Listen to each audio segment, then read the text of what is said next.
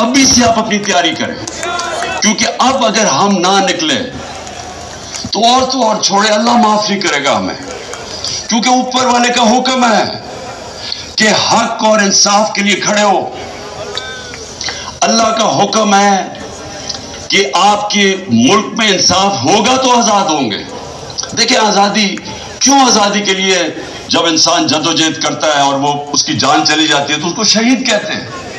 پیغمبروں کے بعد سب سے بڑا رتبہ شہید کا ہے۔ تو کتنی بڑی اللہ نے ہمارے پہ فرض کیا ہوا ہے کہ آپ انصاف کے لیے، اپنی آزادی کے لیے جدوجہد کریں، اور ہماری بہتری کے لیے اس نے کہا ہے۔ ہم اگر یہ جو ناانصافی کرنے جا رہے ہیں اور یہ جو کوشش کر رہے ہیں کہ دھمکیاں دے کے کسی نہ کسی طرح سازشیں کر کے کسی نہ کسی طرح الیکشن سے نکلے، اور اگر ہم نے ان کو کامیاب ہونے دیا تو نہ اللہ معاف کرے گا، نہ تاریخ ہمیں معاف کرے گی، نہ آپ کی آنے والی نسلیں آپ کو معاف کریں گی، کیونکہ انصاف ہے، آئین ہے تو انصاف ہے، کیونکہ آئین بتاتا ہے کون سے قانون پہ ملک چلتا ہے۔ قانون آپ کی بنیادی حقوق کی حفاظت کرتا ہے، قانون بتاتا ہے کہ پاکستان میں ملک میں چلنا کیسے ہے۔ تو جب اگر آئین ہی نہیں ہے تو پھر تو جنگل کا قانون ہے، پھر تو طاقتور فیصلہ کرے گا کہ کون سی آئین کی شک اس نے ماننی ہے اور کون سی اس نے مسترد کرنی ہے۔ پھر تو طاقتور کا قانون ہو گیا جو کہ جنگل کا قانون ہے۔ اس لیے میرے پاکستانیوں، آپ نے میری کال کی انتظار کرنی ہے۔ انہوں نے اگر آئین کے اوپر نہ چلے، میں آج آپ کو سب کو کہہ رہا ہوں، یہ آپ سب پہ فرض ہے۔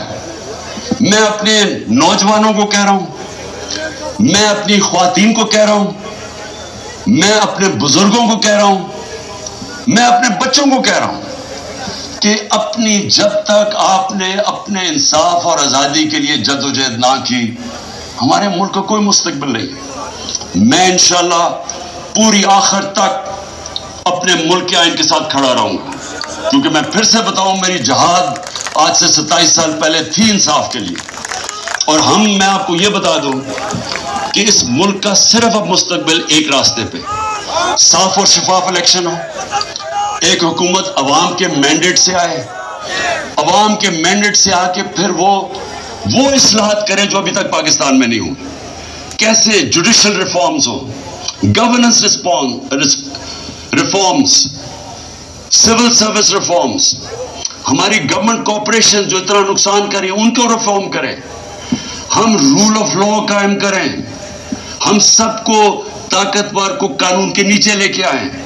یہ سب سے بڑی ریفارم ہے۔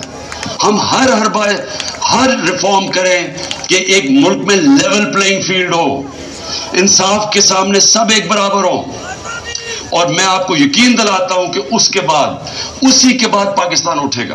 اور وہ اٹھے گا کیسے؟ سب سے پہلے بیرون ملک پاکستان میں سرمایہ کاری کریں گے۔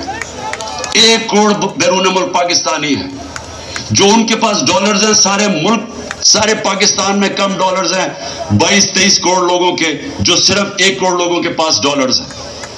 وہ لوگ وہ جیسے پاکستان میں انویسٹمنٹ کریں گے، جس وقت وہ پاکستان میں انویسٹمنٹ شروع کریں گے، ہمارا یہ ڈالر کا مسئلہ حل ہو جائے گا۔ ہم جو اس وقت سارا وقت کبھی کہاں پیسے مانگتے پھر رہے ہیں، یہ مسئلہ تب حل ہوگا جب پہلے ہم ملک کا نظام ٹھیک کریں، اور اس کے بعد ایک وہ ماحول بنائیں جس میں سرمایہ کاری ہو۔ اور وہ سرمایہ کاری کے ماحول کے اندر جو سب سے پہلے اس ملک میں سرمایہ کاری کا وہ بیرون ملک پاکستانی ہے، پھر باہر سے سرمایہ کاری ہوگی۔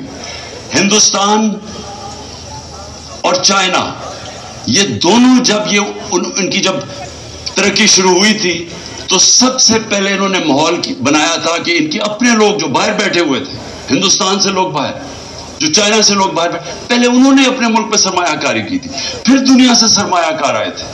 ہمارا اس وقت سب سے بڑا مسئلہ یہ ہے کہ 140 ملکوں میں سے پاکستان کا رول آف لا یعنی انصاف کے نظام میں ہم 129 ہیں۔ جب ہم 129 رہیں گے تو یہاں سرمایہ کاری کوئی نہیں کرنے لگا، وہی پاکستانی جا کے دبئی میں پراپرٹی لے لیتے ہیں، وہی پاکستانی بزنسز دبئی میں کرتے ہیں، امریکہ، انگلینڈ، یورپ چلے جاتے ہیں۔ صرف 20,000 پاکستانیوں نے دبئی میں 10.4 अरब डॉलर की प्रॉपर्टी खरीदी हुई है सिर्फ 20,000 पाकिस्तानियों ने। 10.4 अरब डॉलर। IMF से हम 6 अरब डॉलर के पीछे अब हर चीज मानने के लिए तैयार है। और अमेरिका के अंदर सिर्फ 16,000 जो पाकिस्तानी अमेरिकन डॉक्टर्स हैं उनकी नेटवर्थ 200 अरब डॉलर है। वहां लाखों पाकिस्तानी डॉक्टर्स हैं, हम पाकिस्तानी हैं, हम Pakistani American. 10 top Pakistani American businessman, उनकी वर्थ 25 अरब डॉलर है। तो हमारे मुल्क में अमीर हमारे पाकिस्तानी अमीर तरीन है, बाहर है पाकिस्तान से, यहां भी अमीर तरीन लोग हैं। लेकिन जब तक वो माहौल नहीं बनेगा सरमायाकारी का, पाकिस्तान में इन्वेस्टमेंट नहीं आएगी। और जब तक इन्वेस्टमेंट नहीं आएगी हम इसी तरह फंसे रहेंगे, हम इसी तरह फंसे रहेंगे जो आज हम कभी कहां पैसे मांगते हैं और कभी किसी को से जाके भीख मांगते हैं और अपनी इज्जत भी खो बैठते हैं। खुददार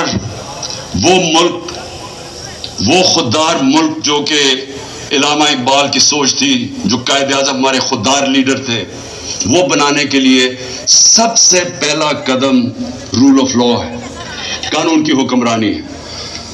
मैं आखिर में ये आपको बता दूं कि हम सब इलेक्शन की तैयारी कर रहे हैं।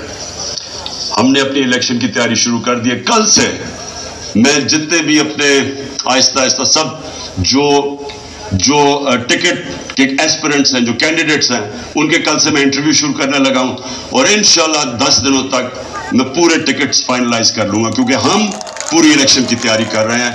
और अपनी कौम को भी मैं कहता हूं आपने भी पूरा इलेक्शन की तैयारी करनी है।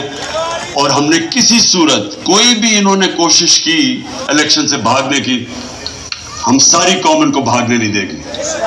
पाकिस्तान जिंदाबाद।